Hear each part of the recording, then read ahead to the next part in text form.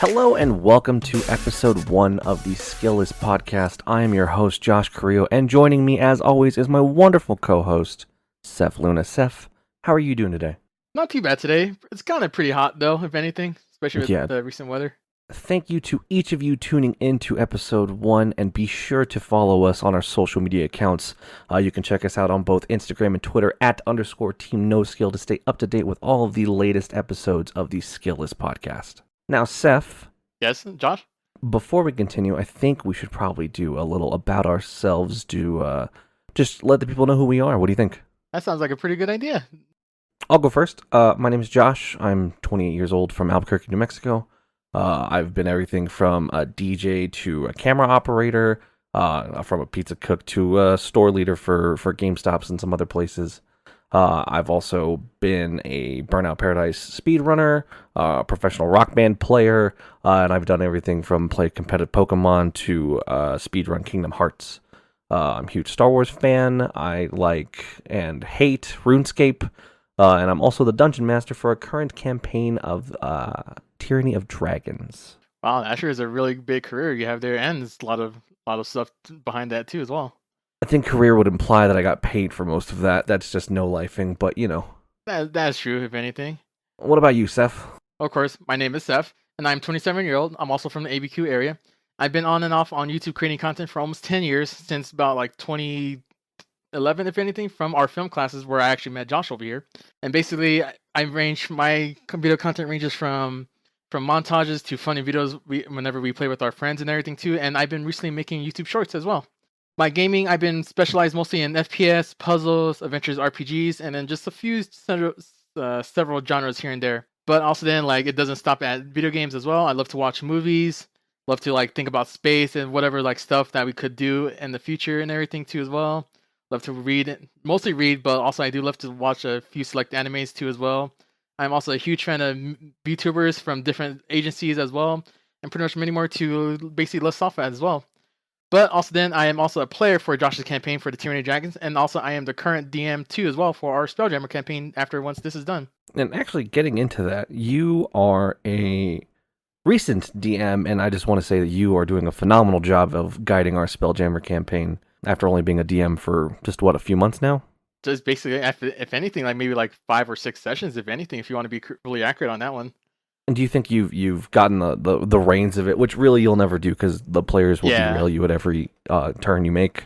Oh no, yeah, like I feel like I got at least a good start hold of it.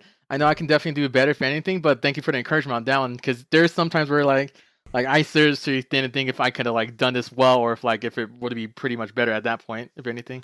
And see, what I have imposter syndrome, and you just have to realize that the players are so enveloped in the world that you are guiding them through that they're not looking at the mistakes that you think you're making. Got it. That makes much more sense. Yeah, I kind of felt that too, like especially when everybody started getting into it and everything too, especially from this last session that we had before we went back to the main campaign. Like it felt pretty fun and everything too, even with my stupid mistakes sometimes, or quote unquote mistakes, if anything. Now, being a long-time DM, I've been DMing for about 3 years or so, I have to know, is there a moment in the campaign that we've derailed you already? And honestly, yes, you kind of did at that one point. Just because of the fact that it was just a tiny little thing on the excerpt, and the excerpt kind of just gave me one idea of what to do, but doesn't expand from it at all. It was supposed to give you like guys an idea of what's supposed to happen, but then it kind of got a little out of hand. But I kind of decided to like just take that idea and just kind of run with it for later on in the campaign that you guys might encounter, if anything. I don't know if you might know, but just like letting you guys know. No, but now I'm overanalyzing everything that we've done up to this point. There has been, unfortunately for me, many a moment in which you all have derailed my campaign. This last session was the big derailment from the campaign, if anything. That's just more so of a consequence of your actions. However, what I'm referring to is, for those of you who don't know D&D items, I recommend you look them up if you do play. I gave the party a bag of magic beans, and on the surface, it sounds like it's just magic beans. They may be grown to a beanstalk. Oh no, No. Is way different than that. There is a roll table for these magic beans where they can spawn like random mushroom enemies or grow into a giant beanstalk or just a myriad other problems that I did not foresee, and I've very much learned my lesson. But the funnier part is about that is that fact that like you gave it to us and we used it almost immediately after we found about the beans and everything too as well at that To this, point in time. I mean, to be fair, you did the same thing with the deck of many things, which we'll get to here in a second. But Seph, would you like to explain how the party has used the magic beans to slowly rot my brain, if you will? So basically, as he said, like he gave us the beans at a certain point in the story and everything too. We were trapped on an island, and basically got. I don't remember if it was like before we got to a village or anything, which I'm sure it probably was. But the fact that like at the time we were just going in there, about talking to everybody, see what's going on and everything too, and we found out that we were like in our different realm for a good, I guess, months or so after initially like setting off sail. And this was pretty much after a whole bunch of other stuff too as well. Oh, this is just for context. This is where you ended up in the water plane after being sucked through. I believe it was like a whirlpool. Right, right. Yeah, it was after we fought the Beholder too as well, if Oh anything yeah, too. that's a good point. Where we lost. Also, this was after I think we lost two characters as well. Basically, one character after he died twice, if anything, and we had to bring him back too as well. Yeah, I feel like Chris is the person's name, thinks that I am intentionally trying to kill him after he's died technically 3 times, and I promise I'm not. It's just really unfortunate because I roll a d6 to see who takes the damage, and then vast majority of the time, it's unfortunately Chris. It's mainly his like luck, if anything, at this point that's been going on at that point, if anything. So, what was the first use of the first magic bean? So the first use I do remember everybody remembers exactly was the fact that at one point while we were talking in the village, we heard a loud roar happening above us, and our main baddie that was in the campaign named Drukar, he was on top of an adult white dragon that was basically up on the very top of the hill. Decided to stick that white dragon on our party, and slowly he went down, was coming straight towards after us and everything too. And how many minutes did you say? Like, was it like basically a minute before he came down to us and everything? Oh yeah, he floated from like the heavens above on this miraculous adult white dragon to intimidate the party, and So basically, while that was happening, he was actually counting down literally in real time of what was going on. If you heard our conversation at the time, we were all panicking, wondering what to do. And then at one point, somebody thought the bright idea of like adding the bean, tying it to my bow, or not to my bow, to one of my arrows because I am also I have an archer or like a bow and arrow, longbow. And basically, the fact that I went and aimed at it, miraculously, managed to shoot it inside the mouth of the dragon. And basically, we also have a huge, or one of our buddy have a huge dice, round ball dice. That's a D100 dice, and Josh told us to roll it, so I went and rolled it. Ended up being a perfect 100 on that one. And literally, Josh, and this just for more context, this is a giant D100. It's not two D10s that add up to D100s. It is a giant ball that has 100 numbers on it, and you, by fate or cruelty or just the gods torturing me for the pain that I've put you through for so long, you rolled a natural 100 on and your first roll of this yeah, dice, might I add. and also the one funnier part too, that this dice is hard to like stop and everything too, because it's the It's like a dice top. is, It's yeah. like a spinning top, and it rolls for a minute straight. Yes, because the edges are not really like cut out and everything too. It's smoothly. It's almost like a smooth ball basically at that point. And I just happened to get the lucky 100 at that point. And Josh, would you like to explain what happened if you get the 100 on the bean? No, I have PTSD. Go ahead. Okay, well, basically what he told us is the fact that when the bean went into his mouth, all of a sudden we just see like sprouts coming out of his mouth, everything, and basically just purely exploded from a giant bean. Was it like about 2-3 stories big, basically just exploding right inside of him. Yeah, But you completely derailed my. It was maybe like a 2-hour fight. I had these cool sequences. I had like flying mechanics involved, and I was thwarted by a bean. and also the fact too that it didn't help too that because we kind of like were cheering and everything, we really didn't think about the consequences of that one too, because we also had to like fight or like escape from the beanstalk falling onto the village as well as us. Oh, So that's that was right. a whole nother that was a whole nother thing we had to do at that point. So yeah. And that's only one instance. There's the other instance of Willie who was trying to escape from being captured by guards in a city. I believe it was Candlekeep. And Yes, I think it was. our other party member, Stefan, he was doing this beautiful displays of acrobatics, using his like extending pole to swing from building to building, escaping the guards, and Willie was trying to tag along with him. And Willie slipped and fell into an alleyway where these guards were surrounding him. And just to inform, my party's a little disgusting. Yeah, our party's a pretty much of a bunch of like really not so good or kind of not smart sometimes.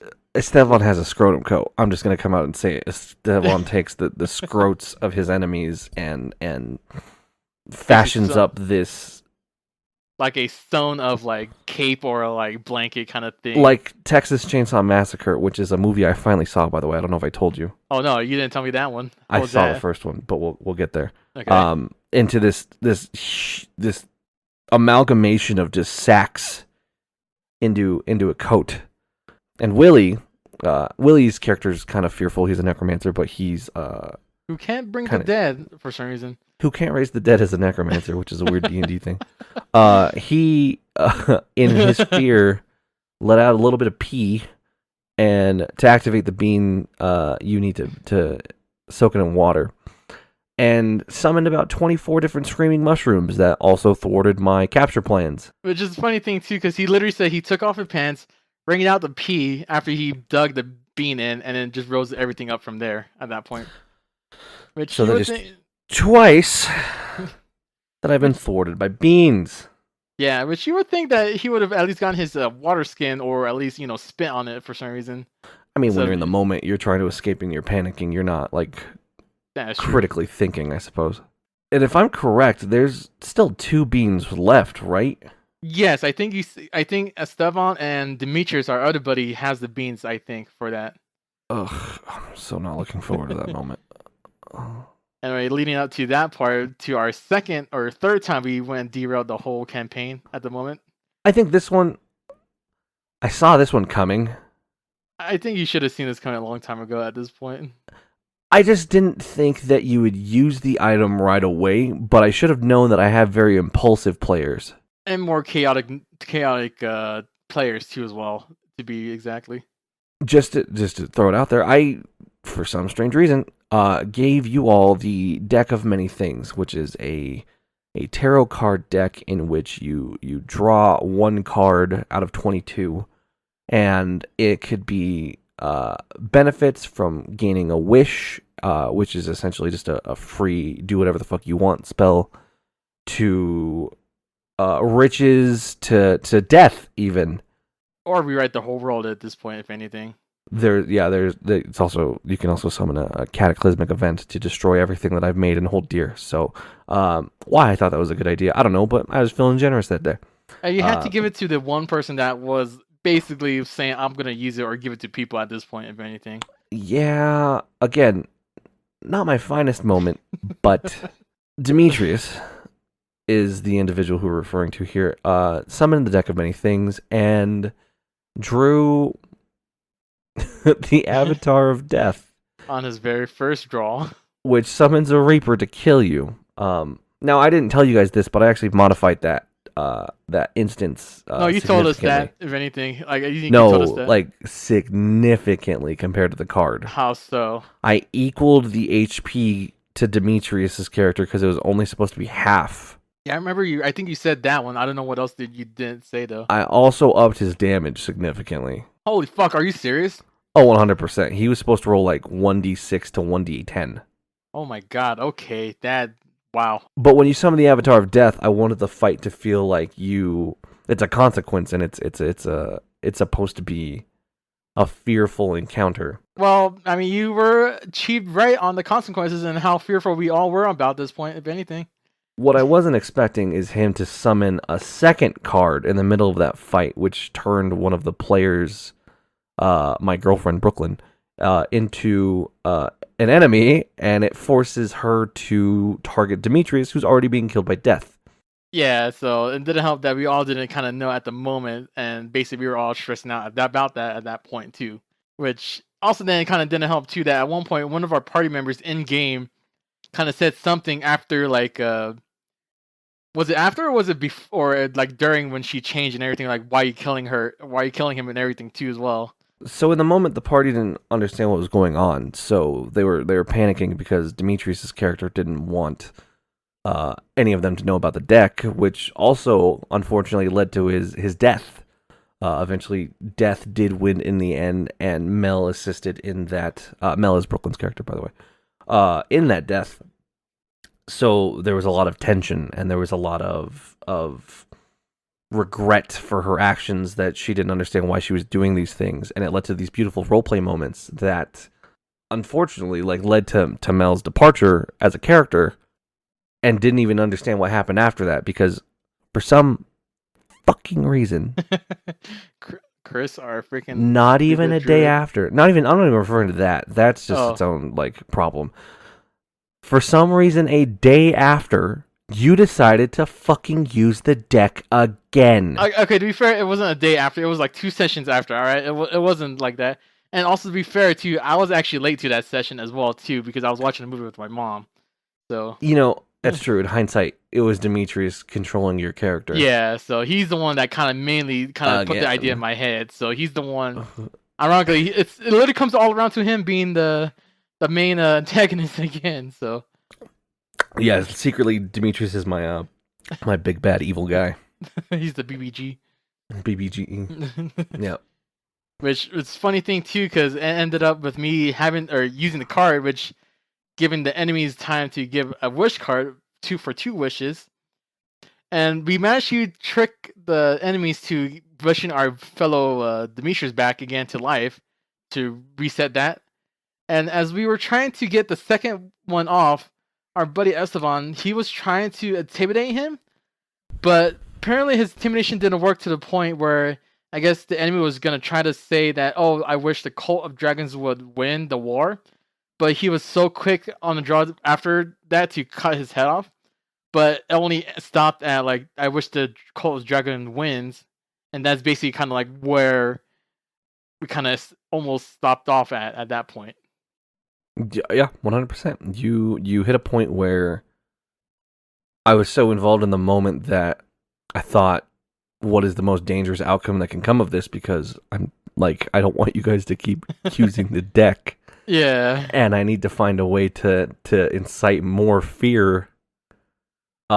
So that's the biggest derailment of all, is now I have to completely write this campaign, not from the source books that I've been using for 3 years, but from a perspective that you all lost. Yeah, basically our whole party lost the whole like war of Tiamat, and the fact that she's ruling the whole thing, which also then kind of like bums my character out too, because that's the one thing we kind of really didn't talk about, was the fact that my in-game girlfriend Clara happens to be the catalyst for the whole thing. So imagine that happening to your girlfriend, if also being the catalyst, not only that, and also managed to lose the war that you were trying to save her from too. I just want to backtrack here for just a second. Did you just confirm that she was your girlfriend? Yeah, in game, I'll admit that. Yes, I'll confirm it. It's in game. It is my girlfriend at that point. Cause all right. Yeah. So. No, I figured. Good for you. Yeah. Well, I mean, also, and there's a reason why I have both like her sash as well as my old childhood friend sash like on my arm for a reason too. So. Now, for Spelljammer, are we gonna reach a point where we fight like a boss soon? Are we even close to the end of that introductory module? So in the introductory module, you're actually going from 1st level to 5th level. You guys are about to reach to where you're going to be Ooh. at the third level right now. Like, or we're supposed to start at third level because I kind of went and like kind of fucked myself on that one, giving guys a chance to level up to level 3 already ahead of it, which I didn't really think about at the time. So I was like, oh, okay, well, might as well do that. But yeah, you guys are about to reach to a point where you are third level, and you guys are on the right path of now. We're supposed to be the right levels for the story and everything too. It's also just hard to start a new campaign at first level because it's just one. It's a quick progression between first to third level, and there's just not a lot that characters can do to feel flushed out. Yeah, which is funny thing too, because like by this, if I like, I'll tell you this, by the second session, you guys would have already been at level 2. You guys are getting pretty close to like reaching level 3, or again, basically at that point, and then you guys can now finally start at least at the right levels at this point. But yeah, basically, like I can't wait for our next session this upcoming Sunday. Basically, I am excited too, especially because it gives me like this is the first time I've had a true opportunity to play as a player and not as a DM. So I get super excited for these moments where I can turn my brain off and just do enjoy the moment. weird, dumb fuck shit. Yeah. And not have to worry. I mean, like, still worry about the consequences of my actions, but I'm not guiding a band of miscreants to cut more scrotums off of all of my enemies. I think I'd prefer to have murder hobos actually, because then there's just not these weird instances where I have to have you guys roll for strength checks to cut off the scrotum or the cloaca of a dragon and look up the physical anatomy of all of these weird mythical creatures to know if they have vaginas or balls, because this is my life. Hey honey, what'd you do today? Oh, I had to look up like the anatomy of a dragon cloaca and everything, you know. Nothing new. That's a normal sentence for me, unfortunately. Like I hate it, but that's that's I can feel that. Poor Brooklyn was traumatized because she I don't know if you know this, she actually played a little bit of D&D prior to joining our session. Oh, really? In high school, but they were just they were rule lawyers. They were very stickler based, and being a rule lawyer to a new player is very off-putting. Oh yeah, very, very off-putting. But she only has those like memories of D&D from those sessions, so I wanted to invite her into our campaign that was already midway through to play.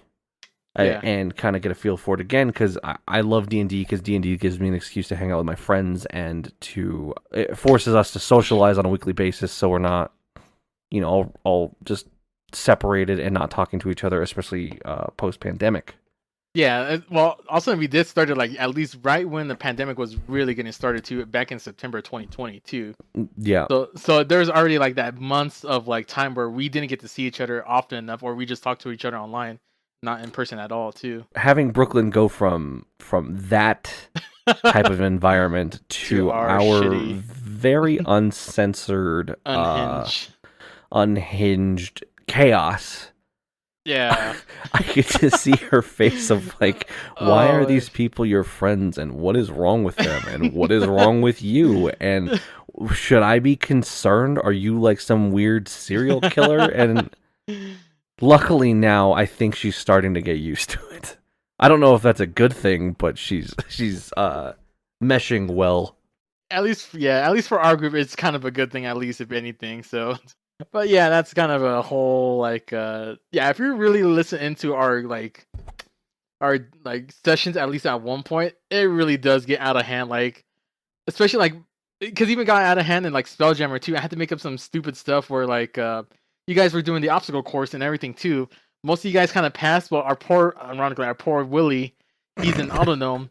Poor Willie. And I don't know what's with him at this point. Like, he managed to like fail each pass of the thing. Everybody else went flying through, but he failed each one, and I had to make up of each fail and everything too. Where he actually slipped off, fell in.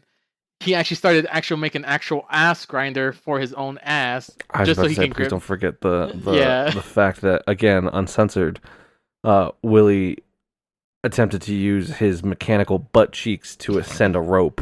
He had to make the butt cheek first to actually grab the rope, because one of our who was it? Was it you or Esteban that grabbed the rope and perfectly went by? Okay, yeah.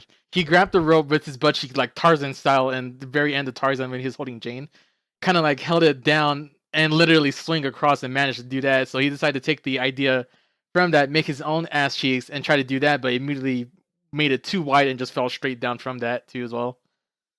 Which also then came back again too at that final point where he tried to grip up there but fell off from that last point to ring the bell, and he decided to like, all right, might as well like grab it between my butt cheeks again and literally drive all the way up there to ring the bell and finally make it through that whole obstacle course and everything too.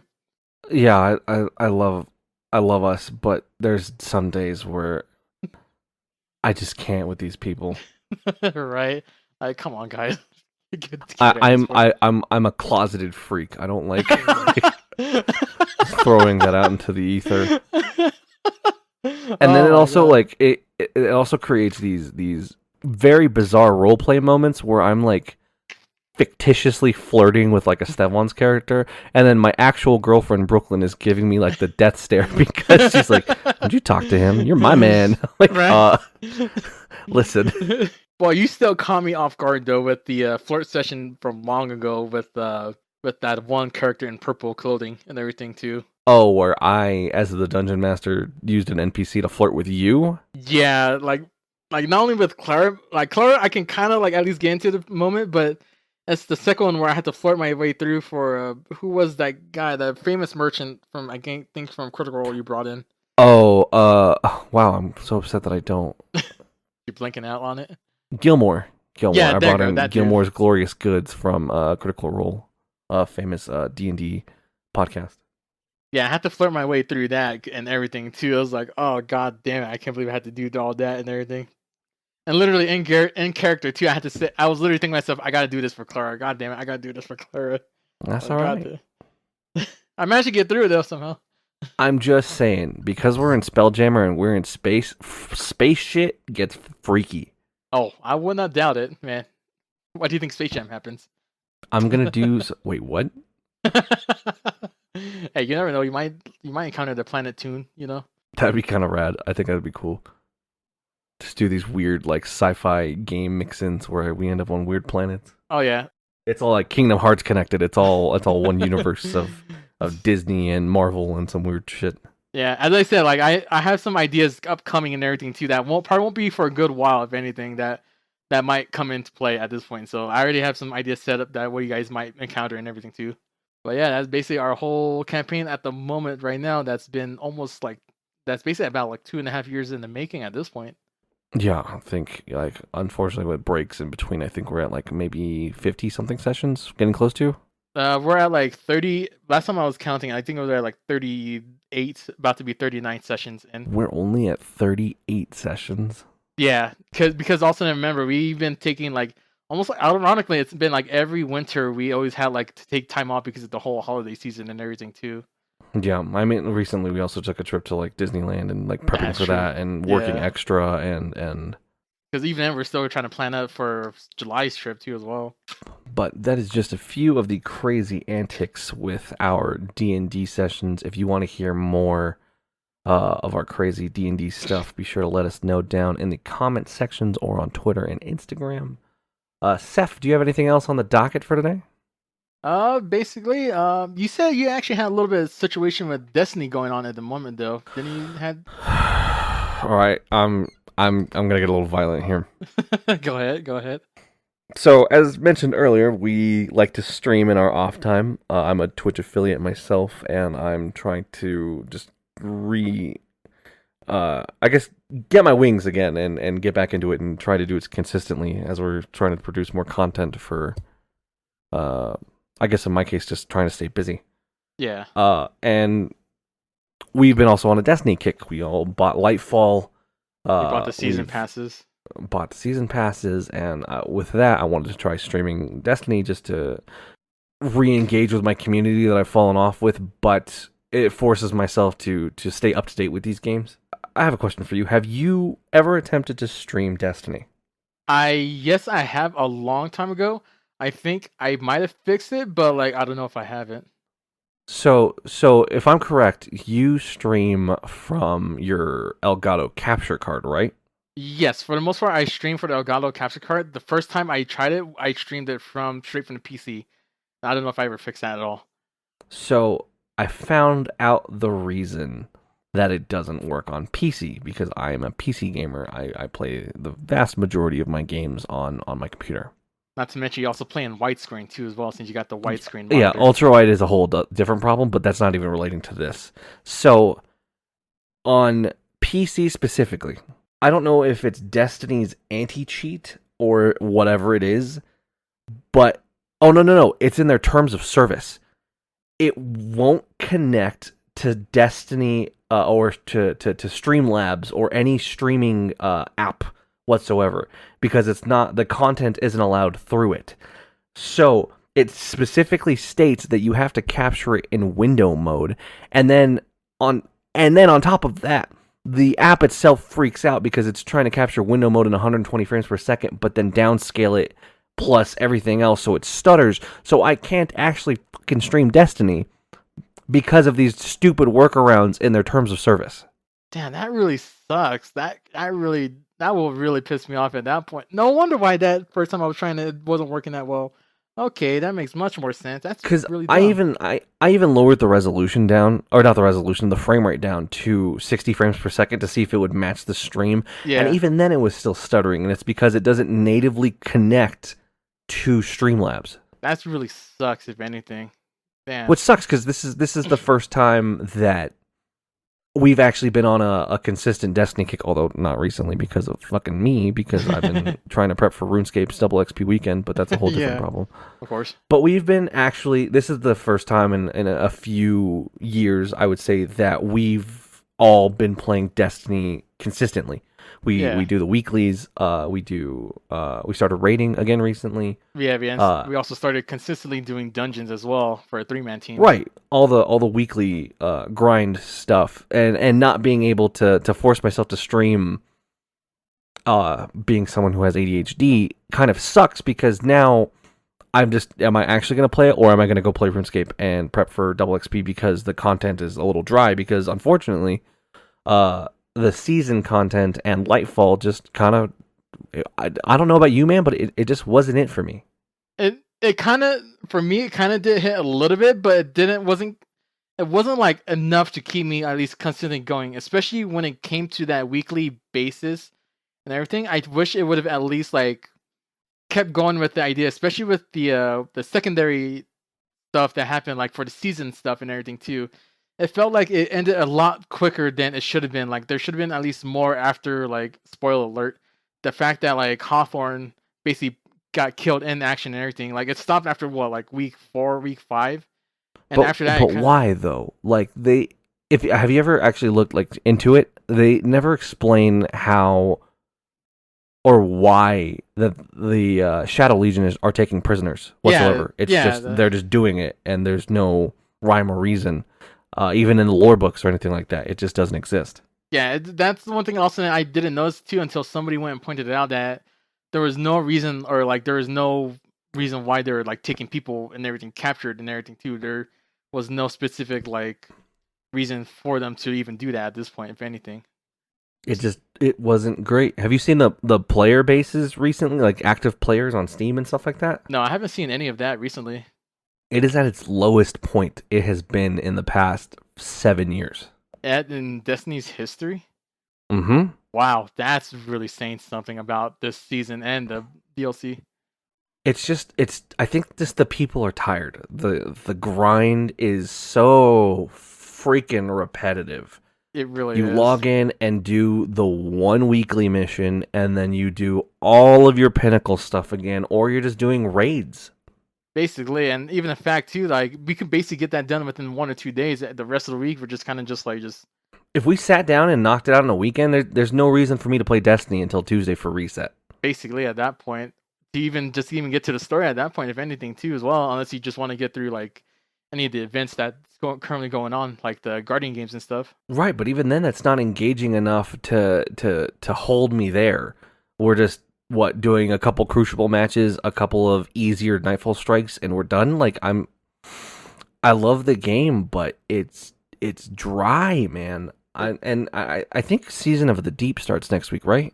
Season of the Deep does start next week, at least for it and everything. Now I was gonna say, because Season of the Deep should bring us back to Neptune, and back to a familiar character named Sloane and everything too, and see what she does after the nightmares came in and everything. And I guess from the looks of it, sunk the whole Titanic thing, or the whole Titan like barrages and stuff that was originally up on top. Now it's down below the sea and everything too.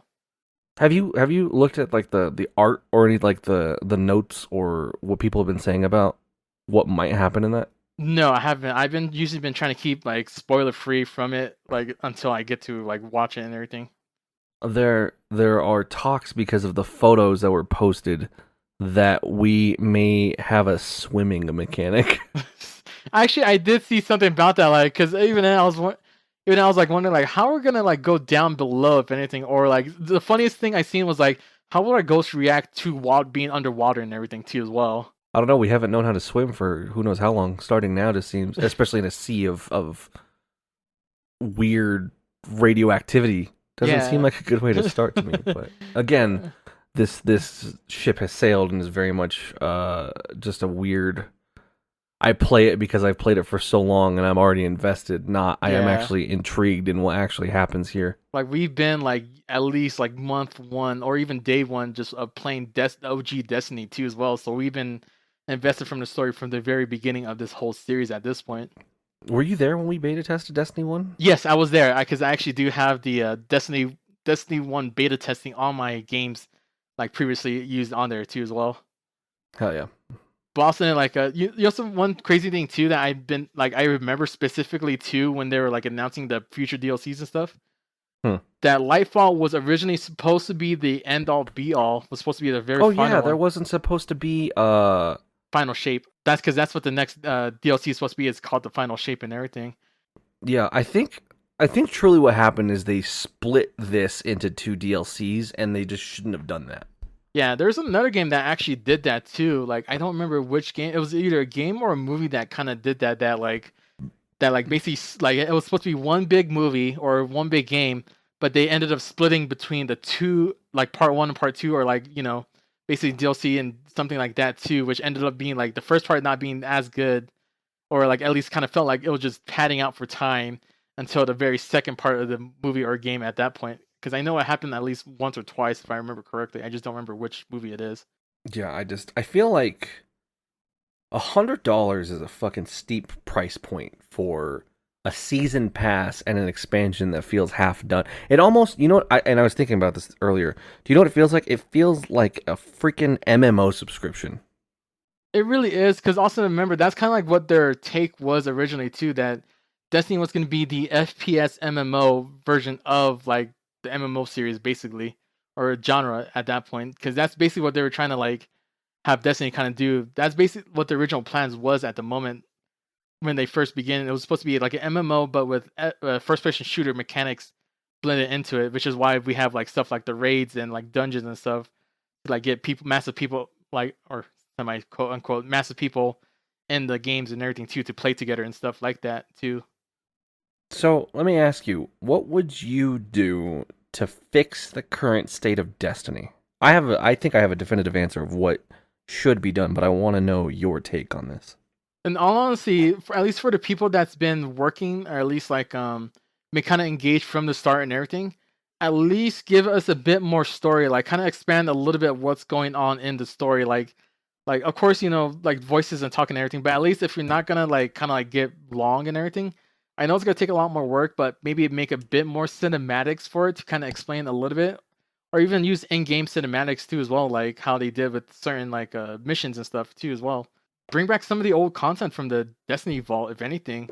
Like I know there's a lot of stuff that's in the vault that's like really just been holding out, or if not, they can at least update it, like the old raids like that they have, which is the Wrath of Machine ones, and like all the fan favorites one as well, and same with the strikes and everything too that you could easily bring back from D1 too. Like the one I've been wanting to see back, especially with the armor stuff too, was the Von brothers, or the brothers back in D1 that was introduced at the end of the very last DLC Oh my and god, everything. I've that's the name I haven't heard in a long time. Yeah, because there was a gauntlet armor that I thought was really cool that I still have onto my character to this day, was a freaking almost like a shield or slash like like slicer type that one of the brothers had that I still have all my OG tie-in and everything too, which is in the current game right now. But what's your take on it, if anything? I'm I'm just gonna be transparent. I think that you start permanently sunsetting content instead of rotating it out. Okay. You come out with Destiny 3 after the final shape with a brand new engine that isn't bottlenecked by 10-year-old plus servers, because we've been playing Destiny since fucking 2013. And the fact that too that the server or the game engine is literally as old as the game itself too, so that's the reason why we're kind of getting screwed over. That's another problem I have, is like there's 2 or 3 times a week now that the servers are down for maintenance. You can't even play the fucking game even when I want to. Yeah, that's basically is true at that point. Especially at the certain times where they do have the special maintenance and they have to keep expanding it too as well. Like it's been like what an hour, almost 2 hours. At one point it was like what 6, almost like a It's full almost a day. whole freaking day of just, oh shit, we broke it. And then they come out with new content and it's broken at the start. I think you completely scrap Destiny 2. Come out with all new worlds. We go to a different like galaxy, even on a better engine with better updated servers. That's only new consoles, and that creates a better experience for the player. That they have all new things to do instead of these weekly fucking content loops that are stale. They've been stale for the past 2 years. I'm done. I don't keep wanting to run Spire every fucking week. I hate that goddamn dungeon with a passion. Every time Anthony calls me or texts me, do you want to fucking run Spire? No, I would rather cut my own dick off than fucking play Spire again. I mean that. Wow, I fucking absolutely mean that. I hate that dungeon. I don't need pinnacles anymore. There's no point in me fucking doing it. I don't want to do it. I would rather play Crucible for 10 hours to get my Iron Lord title. And that's saying something, because I fucking hate Crucible. Alright, also to be fair, we've been like freaking max level 2 for like a good while too, so it's like no point of even doing pinnacles. Oh, remove a level cap. Let me go ham. Let me hot swap like classes on the fly. That'd be pretty good. Bring back the challenge. Like, bring back primary ammo isn't constantly available and infinite. Yeah. I enjoyed the fact of panicking in a mission because I ran out of bullets. Do you remember that? Do you remember the fact that we didn't have permanent ammo? Oh yeah, I remember running out of freaking heavy ammo. Like I remember running out of every single freaking weapon, literally trying to find bricks on the ground. Because even then, like that's one thing kind of got me like a little bit angry too. Because like there's a specific weapon I actually still kind of do have it, but you remember the very first like exotic weapon that you get in the game was the chain gun. What was it called? The one that Titans used to love and everything too. The one that rounds up, that's I think 200 rounds. Oh, is it, you talking about Sweet Business? Yes, thank you. The Sweet Business. Yeah. The one like perk on it that was so good pre like unlimited ammo thing was the fact that every time you pick up a brick of ammo, no matter what type, it'll reset the reload thing on there. So you get like if you go over like a regular brick or anything, it'll reset from the full ammo clip and everything too. So you could like have like a bunch of bricks in tow, literally kept shooting for like almost maybe a good solid like a minute or so just by running over bricks and everything too. But ever since that like reset changed for the primary ammo to unlimited and everything, it made it much more harder to even use that weapon like consistently too, because unless you have like a special ammo finder or like if you have a heavy ammo finder, you're basically constantly reloading that Sweet Business so much more often than it should be at this point, if anything. Which is kind of like what kind of got me a little bit frustrated at that point, because it's like, okay, I'm doing good enough damage at this point, and also as well as like getting it like slowly ramped up the speed already at this point. But having to like trying to like reload off that thing without trying to look for bricks and everything, it kind of makes it a lot more trouble using that and making sure that thing uses its full potential, if anything, as exotics. Which, yeah, basically at that point. Do you think the downfall of Destiny happened possibly when like they were acquired by Activision? I want to say probably, if honestly, I would say it kind of happened before that, like when they were acquired. No, yeah, it was by Activision that when they started doing all the Eververse stuff to get more money in, because that's kind of what I've been noticing, that like after the Activision acquisition and everything, that they like, even though they've been getting like out good content and stuff and everything, or at least like better, like bigger content and stuff, the fact they also been like hounding them to like bring in more pay to be cosmetics and everything stuff that's locked behind the paywall and everything too, that really got them to like really nitpick which stuff they want, because you notice that most of the emotes or most of the stuff that people want and everything is kind of held back behind the Eververse and everything too, because that's basically what kind of is like for endgame. Like not only it's like for like grinding for gears and stuff, it's also for making your guardian looks pretty good, or using the emote that you want to with your friends and stuff too. Especially even some of the executioner stuff too. Like sometimes it's just hidden behind a season pass and stuff, or the Eververse if we're unlucky at that point and everything too. I'm actually glad you brought up the season pass stuff, because do you know what they're doing starting next season? No, I have no idea what they're doing.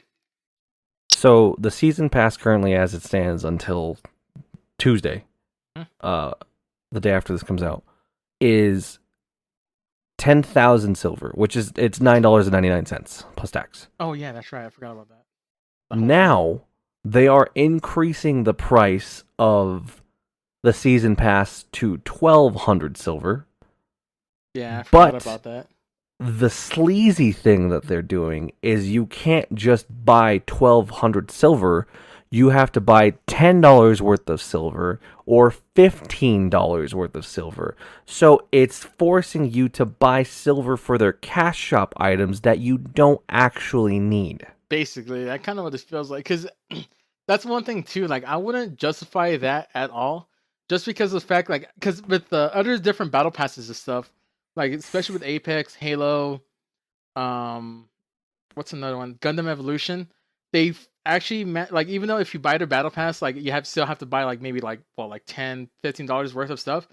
At least with Mhm. the battle pass, you're still getting stuff back. Like you're getting like the premium content stuff back, like with Apex and Halo, like, or especially with Apex and Gundam, you do get the premium currency back because it's also in their season pass and everything too. And what's also pretty cool too about Halo season passes too, that even though you haven't been there like from the very beginning, or like if you haven't done it, you can still get all of their season passes that originally was there. So you can see, so even if you're playing like right now, like maybe 2-3 years later, you can still get season 0 of the Heroes of Reach season pass. Still work through that, get all the cosmetic stuff and everything too. And you can, because even that's what I'm doing at right now. I haven't played often enough, but I still have my season 2 pass still currently active, and I can still work on this. And once I'm done with that, I can immediately work on the season 3. The one thing that's kind of sucks about the Destiny Battle Pass too, like it's mostly but cosmetics and stuff.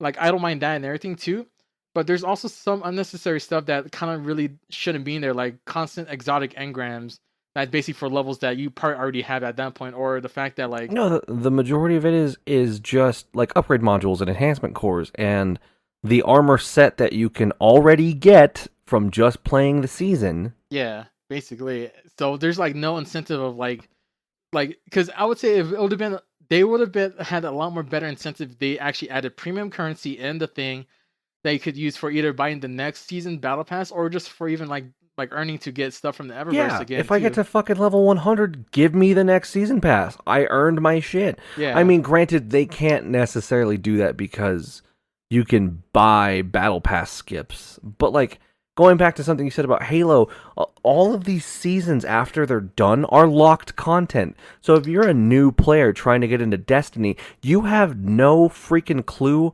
what happens outside of these expansions between seasons. You cannot play that content. You have to look it up on YouTube. And Destiny itself is already like a very reading lore heavy game. You just get more lost between what happens between, I don't know what was the most recent expansion, Witch Queen and Yeah. and now.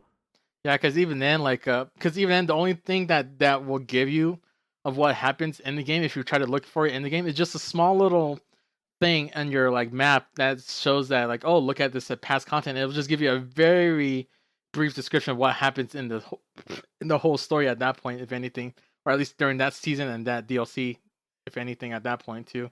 I hate it. I hate it, but I love it. Yeah, it's like the love-hate relationship at this point. Just like my relationship with RuneScape. But we will get to that conversation on the next episode of the Skillless podcast. Thank you so much for listening into episode 1. Tell us what you think on Instagram and Twitter @_team_no_skill. And with that, we will see you next week. Thank you all so much for listening, and we will catch you next time. Yep, thank you for watching and listening, and hopefully we'll see you again next time. I'm not. You're not into it. I'm not. I'm not back.